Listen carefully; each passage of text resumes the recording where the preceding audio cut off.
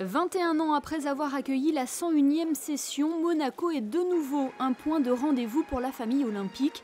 Près de 750 personnes se sont réunies dimanche dans la salle des Princes pour assister à la cérémonie d'ouverture de la 127e session du Comité international olympique.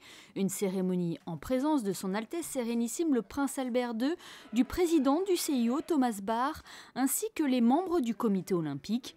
Après les hymnes olympiques et monégasques interprétés par les chœurs de l'Opéra de Monte-Carlo, le prince souverain a tenu à rappeler combien la principauté était particulièrement fière d'avoir été choisie pour accueillir cette 127e session, tout en soulignant les liens forts qui unissent Monaco et le mouvement olympique.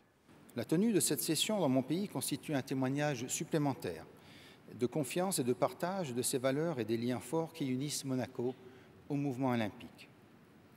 Ceci remonte à 1907 avec la création du Comité olympique monégasque, puis notre première participation à des Jeux olympiques en 1920. La troisième date importante fut l'organisation à Monaco en 1927 de la 24e session du CIO, grâce au comte Gauthier Vignal et avec le soutien de mon arrière-grand-père, le prince Louis II, et puis d'autres membres du CIO, de ma famille, mon grand-père, le prince Pierre, puis mon père, le prince Régnier III, furent membres du CIO.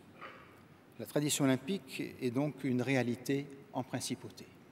Thomas Bach s'est exprimé à son tour. Il a insisté sur l'importance de cette session durant laquelle les membres du CIO se prononceront sur les 40 mesures de l'agenda olympique 2020.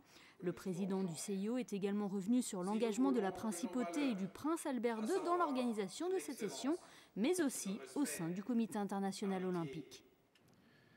Il ne pouvait y avoir d'autre plus emblématique pour cette session extraordinaire du Comité international olympique que notre cher collègue et ami, Son Altesse Sérénissime, le prince Albert II de Monaco.